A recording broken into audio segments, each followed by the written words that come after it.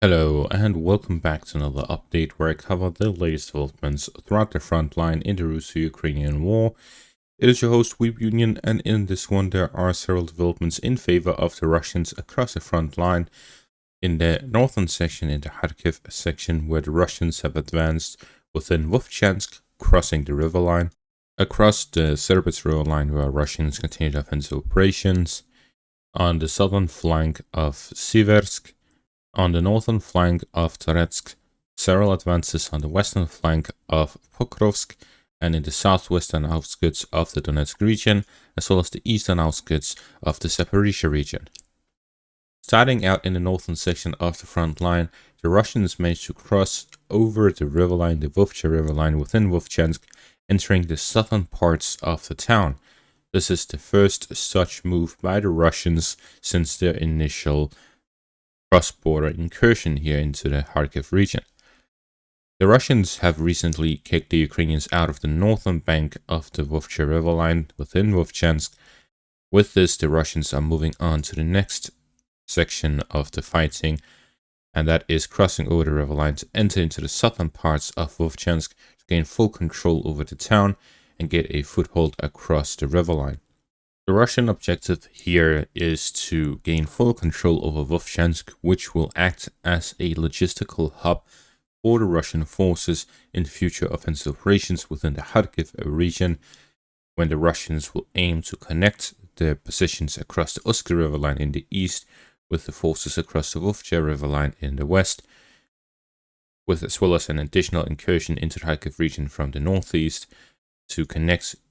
in the center, where Russian forces will look to launch offensive operations in all three directions. All of this being a part of an offensive operation to re-enter in the direction of Izium and the eastern flank of Kharkiv, where the Russians will establish themselves within the Kharkiv region yet again following the Ukrainian Kharkiv counteroffensive in 2022. The Russians have been restarting and intensifying the offensive operations within the Kharkiv region following the Ukrainian redirection of forces to the Sumy region. One such example we see of this is the Ukrainian UAV activity over the past month. We see that there's been a significant increase, especially in the direction of Yanakivka, where the Ukrainian UAV operators are completely bombarding the town and any Russian positions within them. This graph here shows all of the UAV footage that has come out on both sides. But based on the location of the strikes, we can see the majority of these are the Ukrainians launching UAV strikes on the Russians. The main reason for this is that UAV strikes are mostly used on moving targets, mostly used on armored personnel or soldiers moving towards the front line to establish themselves within a settlement. The ones who are already entrenched, the UAVs are not very effective against. This is why the Ukrainians have a lot more UAV strikes on the Russians in this section of the front line, since the Russians have been the ones advancing. You can see that they are mostly centered around the front line at the point in which the Russian advances stopped. So we see that the Russians kept advancing until the Ukrainians rotated UAV crews to the Sumy region to launch these UAV strikes on the Russian forces and to halt their advances. This, however, weakens other sections of the front line where the forces were rotated from, and the forces that instead cannot receive these reinforcements, which will be the northeastern and eastern section of the front line. The Russians continued advances across the Serbets riverline following the capture of Rekivka. The Russians are looking to gain full control over the riverline itself, where the Ukrainians remain under control just a small part of the riverbank. Following this, the Russians will look to advance throughout the fortified positions, forest lines, and the road itself in the northern direction, expanding the zone of control across the Serbets river line and gaining control over the next defensive line of the Ukrainians in the direction of the Usk river line. But the objective of the Russians is to gain control over the eastern bank of the Usk river line and expand their bridgehead across the Usk river line. Further south, the Russians have managed to advance in the southern flank of Siversk. The Russians are here slowly expanding the zone of control along the forest lines south of Vyemka to expand the zone of control in the areas east of the road leading up to Siversk itself, the objective of the Russians is to gain control over the flanks for future offensive operations along the railways in the direction of Siversk, and to threaten the supply lines of the Ukrainian forces in the southwest of the town, as the Russian offensive operations towards Siversk itself is getting closer and closer. To the southern direction of Toretsk, the Russians advanced west of Delivka, gaining control over the fortified positions in between Delivka and the forward positions in the direction of the supply line that is to supply the Ukrainian forces in the operational encirclement of Novosibirsk, Shevchenko, Katerinivka, and Klebanbek. During their attempts to strengthen their operational encirclement of the Ukrainian forces in the area. There's been a lot of fighting here in this section of the front line in the northern flank of Toretsk, while the movement has been limited in the direction of this operational encirclement, as the Russians are working on securing the flanks and cutting off the supplies to hurt the Ukrainian forces as much as possible, while establishing the front line along the defensive line of the Ukrainians here on the southern and eastern flanks of Kasyantinivka. Further south in the direction of Pokrovsk, the Russians have advanced within Udashny itself, both in the northern and southern streets of the town, as they secured the supply road that leads into it from the southern direction. The Russians also continue offensive operations along the Dnipropetrovsk border area to cut off the supplies going into Udashny from the western flank and to secure additional roads into the town, both in the central and western parts of it. The Russians are here intensifying their offensive operations to gain control over Udashny, establishing themselves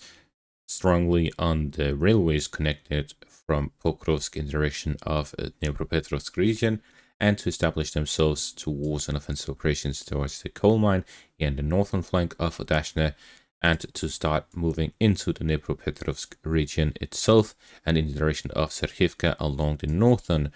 railways and supply road leading into Pokrovsk through the city of Dnipro. The Russians are here slowly establishing themselves across the border in the Dnipropetrovsk region for future offensive operations in the direction of Novopavlivka, which will establish themselves as a logistical hub in the direction of the Dnipropetrovsk region.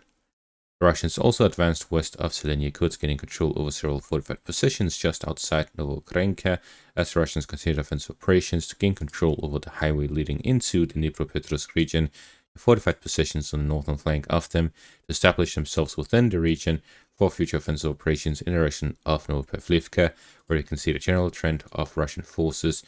developing offensive operations on the northeastern, southeastern, and southern flanks of the town. Following the capture of the town, the Russians managed to gain control over some forest lines to the southwest of Yeltsa in the direction of Zirka, as well as the northern flank of the fortified positions that are now facing encirclement, as Russians can cut off the supply route here to the south, and the northern supply route has now been cut off, leaving just the Riverline as a crossing for the Ukrainians to resupply or send reinforcements, which means that the Russians will likely soon gain full control over the Mokryeli Riverline, as the Ukrainians really have nowhere to go to or to supply their forces. Instead, we may see a Ukrainian withdrawal across the Riverline from the settlement and the fortified position before the Russians start moving across through the highway towards Pidupne, and to expand the zone of control already present across the riverline through Fedorivka and Perebudova. The Russians also managed to gain control over the remaining parts of Shevchenko. As we can see with this geolocated footage, the Russians now have full control over Shevchenko. This is at the southern flank of the fortified positions. The Russians will continue the offensive operations from Fedorivka in the northwestern direction, through Perebudova in the direction of Mirne, through Zaporizhia and Yeltsa, through Sirka and into Pidupne, and from Shevchenko in the northern direction towards Voskresenka, as the Russians will continue the offensive operations, gain full control over the defensive line of the Ukrainians, establish themselves completely within the southwestern outskirts of the Donetsk region, and to start offensive operations into the Dnipropetrovsk region. Further south, the Russians managed to gain control over the southwestern parts of Melinivka, gain control over the southernmost and the second and third streets from the southern direction of the Melinivka, where they now have additional positions within the town to capture the fortified positions in the farm area, which will allow the Russians to continue their offensive operations in the northern direction to gain control over the fortified positions along the riverline, establish themselves with an additional road across the Riverline to gain full control over Melinivka and continue offensive operations on the western bank of the Riverline and in the western direction towards Vesele, Zelenyi, and so on, to establish themselves across the Riverline and gain full control over the settlements ahead of the fortified defensive line of the Ukrainians. This is to establish themselves with the defensive line along the Riverline itself and to prepare for offensive operations with the support of their forces flanking from the rear. The Russian forces are here launching their main offensive operations from the southwestern outskirts of the Donetsk region to cross into the Dnipropetrovsk region, gain control over logistical supply hubs for offensive operations to flank the region of Zaporizhia and the defensive lines established there, to establish themselves on the western flank of Pokrovsk, to re-enter the Donetsk region, and to start offensive operations in the direction of Pavlograd in their objective to cut off the supply connection moving through Dnipro and Zaporizhia into the Donetsk region and the rear of the Kharkiv region, limiting the supplies across the Dnieper River. The Russian summer offensive has not been quick in any sense of the word. It has been a continuing of what we have seen earlier, which indicates that the offensive itself has not begun, but it is simply continuous of what we have seen so far, which means either the Russians are not planning any summer offensive at all, or they are still awaiting to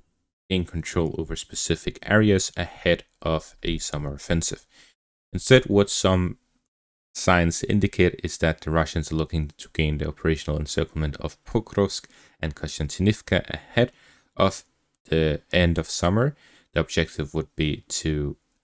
gain control over every supply route except for one road,